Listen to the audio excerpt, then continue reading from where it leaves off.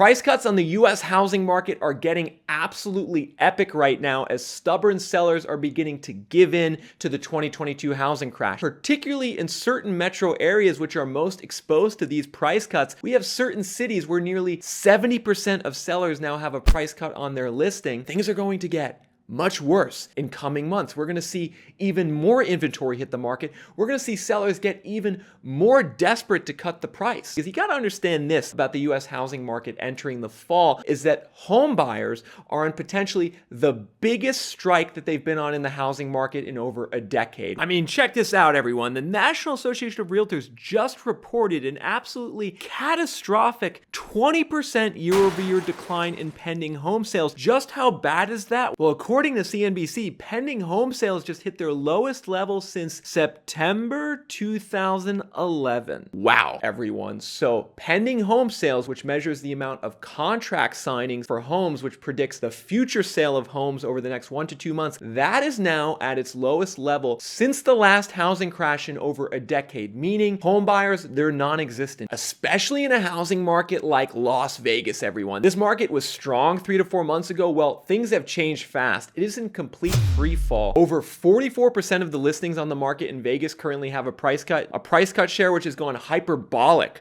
over the last several months and is now nearly 3 times the long-term average of 15%. And this situation is typical during what I call stage 1 of a housing crash, where we have a big surge in inventory, we have a big surge in the number of price cuts, we have lots of mainstream sources talking about the housing crash, but we still have many sellers who haven't yet realized or gotten it into their head that they need to cut the price of their home by more than they're doing. This creates almost a purgatory situation in the housing market where both the buyer and the seller are playing a Mexican standoff. Neither one wants to blink, but eventually the seller is going to blink and have to cut their prices by a lot more because the future indications of home buyer demand continue to plummet. We talked about existing home sales earlier. We also have another data point that's forecasting reduced buyer demand into the future, and that's mortgage purchase applications. My consistent viewers are familiar with this statistic, and the reason I talk about it so much is it's a weekly indicator in changes of home buyer demand. And what that weekly indicator is showing is that at the end of July, we now have the lowest level of mortgage purchase demand in America that we've seen since 2015. So we have a 2011 level of pending home sales. We have a 2015 level of mortgage purchase applications, both suggesting things are going to get a lot worse on the housing market before they get better. But of course, I know a lot of you want to know the answer to this question. Okay, you say, Nick, that's great, but when is going to be my time to buy? When am I going to get a massive price cut that's going to be big enough to entice me to buy a house? Well, that's a great question. And to answer that question, we need to go back into history so we can understand when stage 1 of the housing crash will shift into stage 2 of the housing crash. And let's use Los Angeles from 2007 to 2012 as an example. We can see that home prices in LA crashed by about 35% from their peak in 2007 all the way down to late 2011. It was a massive housing crash in LA, but it's important to understand how this crash developed, and that's what we're looking at here by the blue and orange line. We're taking a look at the month-over-month change in home prices, and what do you see, folks, is that back in mid to late 2006, monthly home price growth stalled, kind of went to 0%, maybe a little bit negative. This was stage 1 of the last housing crash, which lasted through the middle of 2007. We had some more moderate price declines in the middle of 2007, but it wasn't really until late 2007 into 2008 when the monthly value decline started reaching 1%, 1.5%, 3% per month. It took about 2 years for values to have their biggest decline, and then they incrementally declined more into the future. Housing crashes are what I call slow motion crashes. Home values go flat, and then they go down by 0.5% in a month, and then maybe by 1% in a month, and then maybe 6 months from now they'll go down by 2% in a month. And over the course of 2 years, the accumulation of those 1 to 2% declines is how you get a 30 to 35% crash in a housing market. And usually, historically, there's some type of trigger event that causes the incremental value declines to go down by a lot more. Back in 2008, it was the start of the recession, and then it was Lehman Brothers, which really pushed the housing market into stage 2. I believe there's going to be another trigger event coming in the next 6 to 12 months that's going to result in something very, very similar. And at the end of this video, I'm going to reveal what I think that trigger event is going to be and when it's going to happen. But first, everyone, I want to do a segment I haven't done in a couple weeks here on this channel, and that's called a rapid fire round. I know a lot of you want to know how many price cuts are are in your city, how many deals are available right now. Even if we're at the start of the housing crash, it's important to know where your market stands. Over the next 90 seconds, I'm going to dive into 10 metro areas in rapid succession, taking a look at how much price cuts have surged, starting with Austin, Texas, where in July, according to Redfin,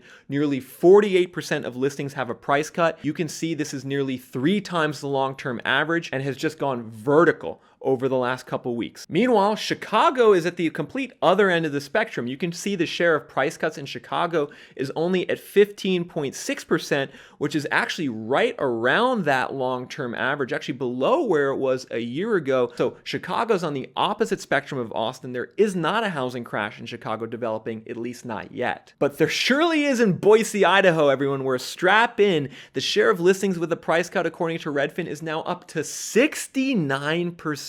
Nearly 70% of the listings in Boise now have a price cut. That's nearly 4 times the long-term average. Next on the list is Anaheim, California, Orange County. You can see that the overall level of price cuts is at 30%, which is actually lower than the other markets we've talked about, but you can see it's still well above the long-term average. Southern California actually is an area where sellers don't so much cut prices as they do lower their original list price when the housing market goes down. San Jose is another market that's similar to Anaheim in that it's not really a huge price cut market in general. Sellers prefer to list lower in San Jose. However, despite that, we're still seeing a big surge in the share of listings with a price cut to 33%. Moving on over to Florida, in Tampa, St. Pete, the share of price cuts has just gone through the roof. We're now at over 50% of listings with a price cut, according to Redfin. That is way higher than it's ever been, and it's more than double its level of a year ago. Now, moving up north to Newark, New Jersey, we can see it's, again, the exact opposite situation. Like Chicago, Newark's level of price cuts is pretty well in line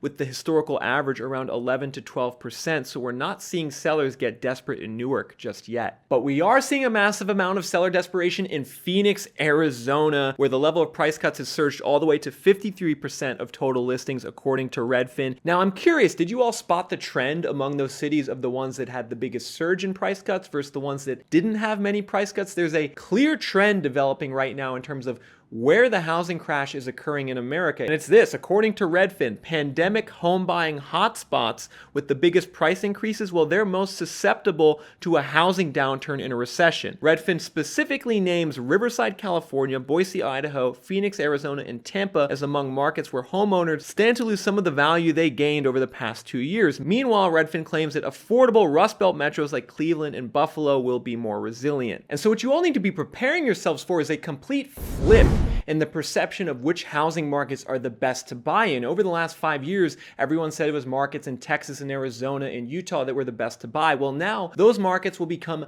the worst places to buy, and don't be surprised if in a year we're going to see it's markets like Cleveland and Buffalo that have the best home price growth year over year, whereas it's markets like Tampa and Austin that have the worst. And of course, this is exactly what happened in the last housing crash from 2007 to 2012. If we take a look at this map, we can see it was the metros in red that went down 40, 50, 60%. Where were they? They were in Florida, Arizona, California, Idaho, Oregon. Whereas the metros in green were flat in value. Oklahoma City values actually went up by 1% in the last crash. In Pittsburgh, values went up by 3%. In Buffalo, they went up by 2.6%. And so some of you need to make a decision right now, especially if you're an investor. Do you want to buy now in a market that's going to be resilient to the housing crash, or do you want to wait 1 to 2 years and buy in a market that's going to crash by a lot? Maybe an enterprising person could enact both strategies right now and buy in the Midwest and Northeast today with plans to buy in the Sun Belt in 2 years. But more generally, my advice is do not buy real estate right now, especially when that trigger event happens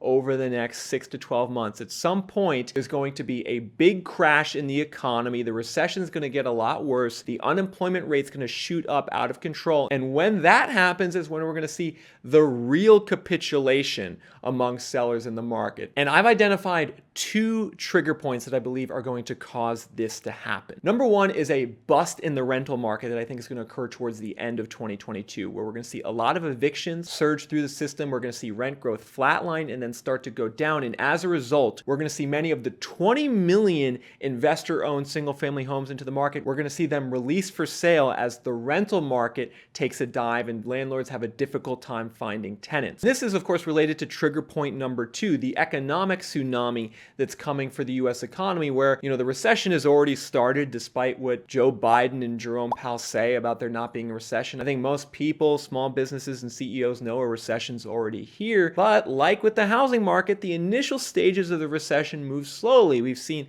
an increase in layoffs, we've seen some companies shut down, but we haven't yet seen anything major happen, like a big company going bankrupt. And I think that's going to be a second trigger point. We're going to see, in my opinion, a big tech company or multiple big tech companies file for bankruptcy in the next 6 months, maybe the next 12 months. Now, there's one last point, a very big point that we need to discuss before signing off, and that is Jerome Powell and the Federal Reserve. Today, they hiked interest rates by another 75 basis points and indicated that they're likely going to hike more in future months. However, a lot of people now are suggesting that the Fed might pivot by the end of the year and start cutting rates, which of course would have big implications on the housing market, on mortgage rates and home prices. What I'm going to do for you in my next video is provide a data-driven analysis about what I think the Fed's going to do based on 40 or 50 years of Fed behavior. You're not going to want to miss it. So make sure you're a subscriber to this channel if you're not already, and have those subscribe notifications turned on so you get notified when I post that video later this week.